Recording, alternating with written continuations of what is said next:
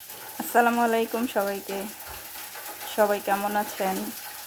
আজকে আমি করলা ভাজি করব। তাই এখানে করলা কুটে ধুয়ে নিয়েছি। এখন ভাজিটা বসিয়ে দেব। তো কড়াইয়ে তেল দিয়ে দিয়েছি। এখন পেঁয়াজগুলো দিয়ে দিব।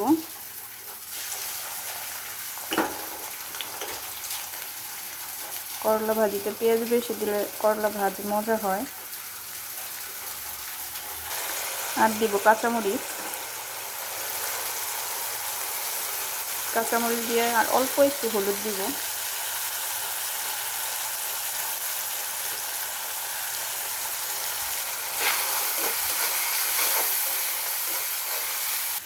এখন আমি দিয়ে দিব করলাগুলা, করলা আর আলু।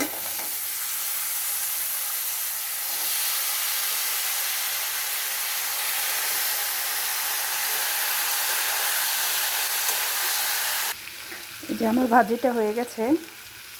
এখন আমি এটা নামিয়ে নেব। তো সবাই ভালো থাকবেন। আল্লাহ হাফেজ।